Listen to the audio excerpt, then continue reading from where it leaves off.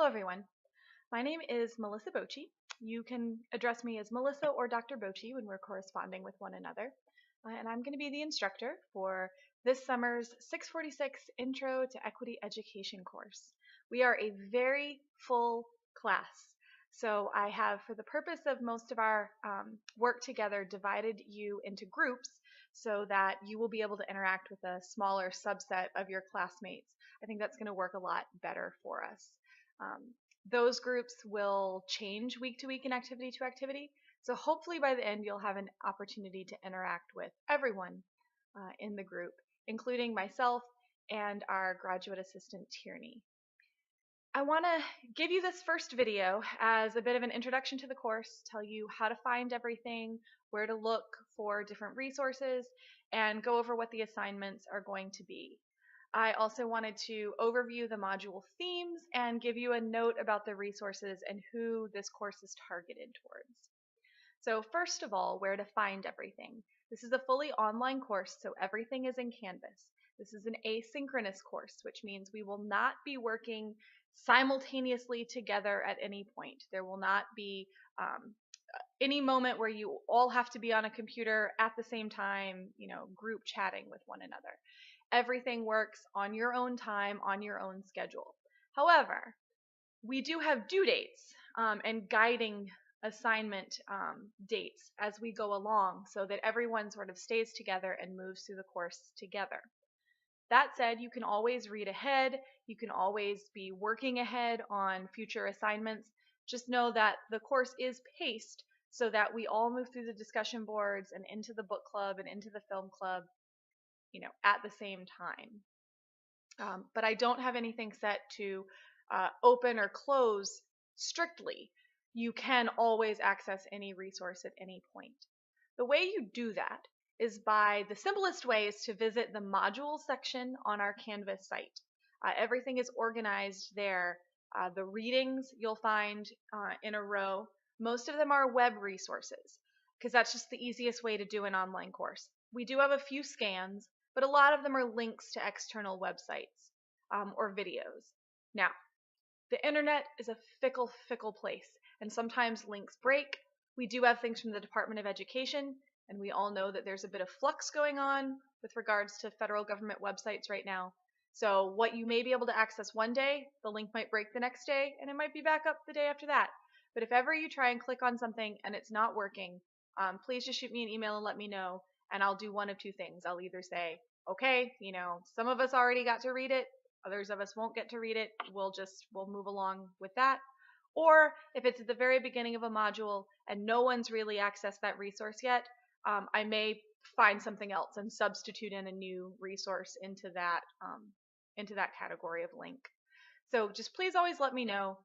Other technical difficulties that you might have, you can shoot me an email, but I'm not the best resource for solving your tech problems. That's going to be the IT support through UNCG, 6Tech. So you might want to have them on speed dial, particularly if you've never done an online class before. I'm not requiring anything super crazy from you. It's just straight file uploads and discussion board posts, so it should be pretty simple and straightforward. But once you're in those modules, you'll notice that they kind of run week to week, and there's a set of text, video links, resources that you need to read and look at before you enter the discussion boards. You'll notice at the very bottom of each module is the link to the actual discussion board. When you click that link, you will automatically be divided into some groups. And so you'll be working with 7 to 10 of your classmates in a discussion board about those readings for each module. In the syllabus, you can find specific guidelines for how to engage in those discussion boards. The first post in each of those discussion boards is a recap of what's in the syllabus, telling you how to engage in those discussion boards. But I'm also going to give you a little bit of an overview right now. You want to reply to each thread. I've started threads for you. They have some questions that are going to guide the discussions about the readings from the week. You need to have your first reply to each of those threads posted by 11:59 p.m. on Saturday. Right? Then, for the rest of our kind of week, you're going to be replying to your classmates' responses to those threads. And the discussion boards close on Wednesdays at 11:59 p.m. Right? What I do not want you to do is wait until 11:55 p.m. on Wednesday to start replying to your classmates. That's really annoying to your classmates because your classmates need you to reply before they can reply to you. And if everybody waits till the very last minute, then the folks who may have really needed to do some work on Monday don't have anything to reply to, don't have any conversation to engage in. So I really strongly encourage you to spread your engagement in the discussion boards out over, the course of time that we have in those discussion boards. Don't do it all in one chunk, especially all in one chunk at the very end. I understand things come up. The whole point of doing an online class is to have more flexibility in your schedules. But do kind of try and spread your engagement out just so that you can authentically interact with people in those discussion boards. The exact specifications for what you need to do to receive full credit for those are available in the syllabus. Some of our other assignments start clicking in once we get to a couple weeks into the session. The first 2 weeks, we're just sort of doing the first 2 modules. We're getting used to the discussion boards. Then your first interaction that you're going to have in addition to those is the film club.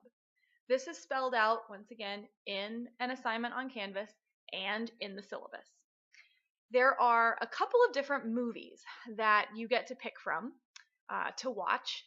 And once you've selected the one you're going to watch, you can find it in a variety of ways. I have made sure that all the movies I put up there can be freely accessed either via Netflix, Amazon, YouTube, or UNCG's library. So you watch the movie that you want to watch, then you go into the discussion board for that movie, and you engage with your classmates talking about the ideas that were in the film, how they relate to the readings, and just sort of pulling up interesting points about equity education and connections to the film. There are guiding due dates for how to do that in the syllabus and in the assignment on Canvas. The next interaction that you're going to have after the film club, that's going to go on for about a week, starting at the end of May. Then on June 7th, you're going to start your next interaction, which is a book club. Very similar to the film club. I've got a list of books. You're going to pick one of them, and that can be accessed via the library. But if you want to purchase the book or rent it, you will need to go ahead and get on that. Use your preferred bookseller. I have links available in the syllabus to the movies and the books so that you can get all the information that you need to be able to find it on Amazon or your other preferred bookseller or from UNCG's library. And some of them are ebooks. They can also, I think most of them, be found in the Greensboro Public Library as well, if that is a better option for you. But you're going to read the book. Similarly to the film club, you go into the discussion board that's been set up for that book, post your questions, your observations, connections to the readings, how you feel like the information in this book interacts with the idea of equity education. And you're going to have a discussion about it with your classmates. That's going to be open for about a week. Then the very last final assignment that we have is different depending on if you're a master's level student or a doctoral level student.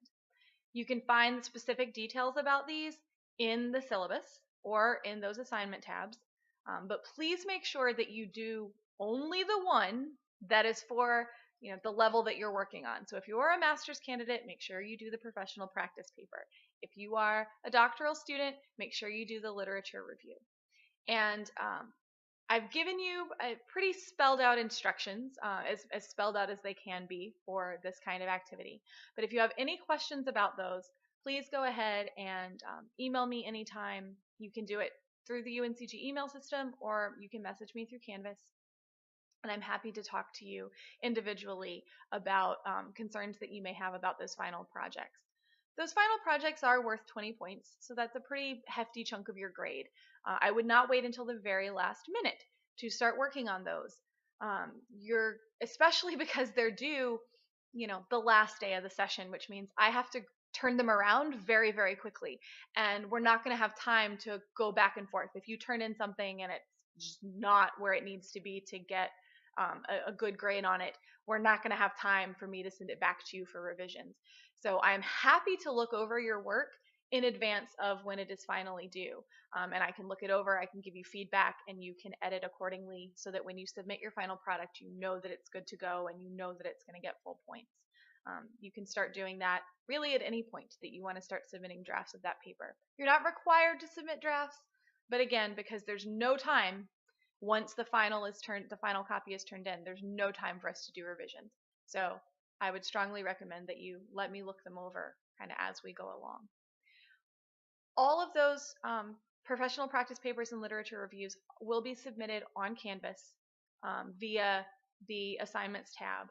And I will give you feedback and make comments on them using the in-text comment tool that Canvas provides there. So you will get feedback even though you won't have time to make any revisions or anything if we get to the very end. If you do want me to edit your work before you submit a final copy, I would really recommend that you do that through email as opposed to submitting something on Canvas and then going back and forth.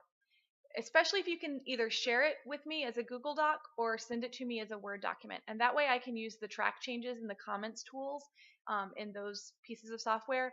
And we can really go back and forth and edit, and I can make changes in your text and leave you comments.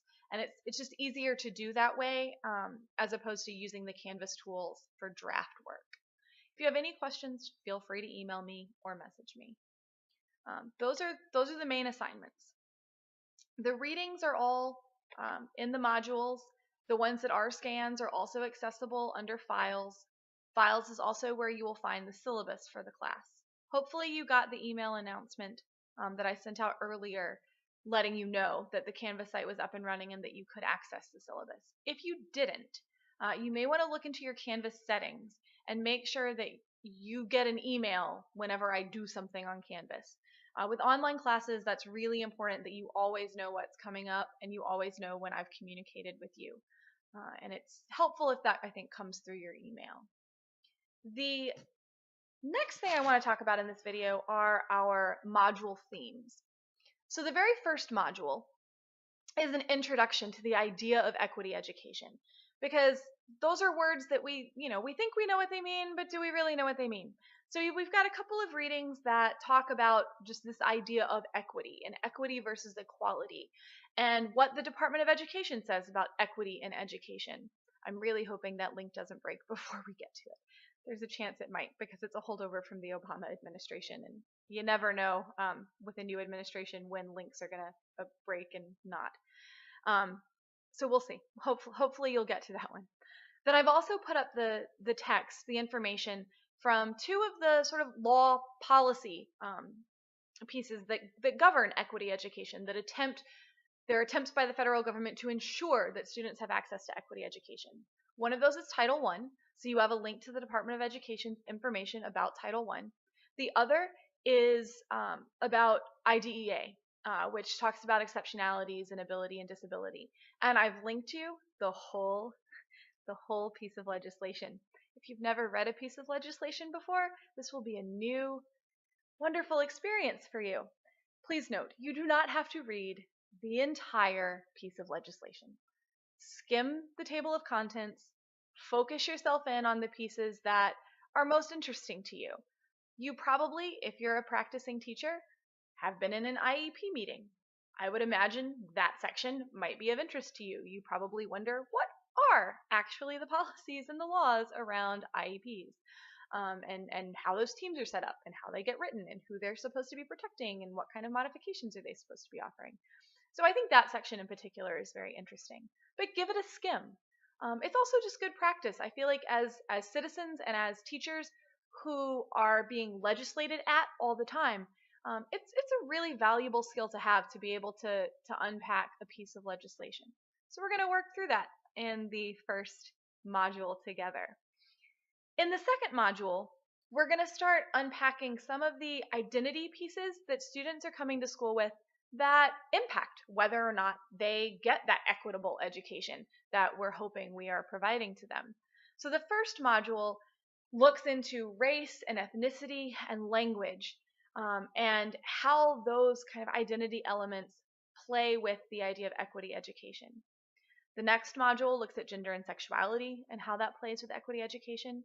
Then we delve into socioeconomic status and how that plays with equity education. And finally, we work through the idea of exceptionalities and how that plays with equity education. Because this is a graduate level course, and because it is a summer course, I have had to take out the readings that kind of unpack and explain what race is and what ethnicity is and what gender and sexuality and socioeconomic status are. I'm hoping that you already have that background information. If you don't, I am going to create videos that intro some of those ideas to put at the beginning of each module to kind of fill in some of those gaps if you have them. I also want to make sure that you are emailing me anytime you have questions about terminology or sort of background knowledge that it seems like I'm sort of expecting you to have already, that maybe you just haven't taken those classes and you haven't explored that before. The last thing I want to say, because I know this video has gotten a little bit long, is that teachers across content areas and across educational spaces.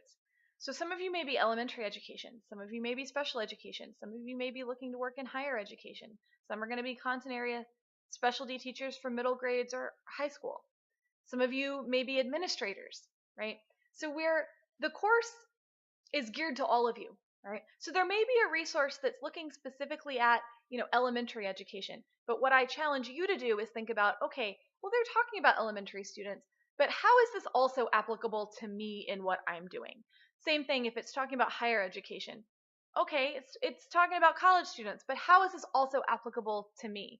Because I haven't put anything up there that I don't think is applicable regardless of the context that you're working in as an educator. So I look forward to seeing you in the discussion boards, and we'll get to know each other in those spaces. Thanks.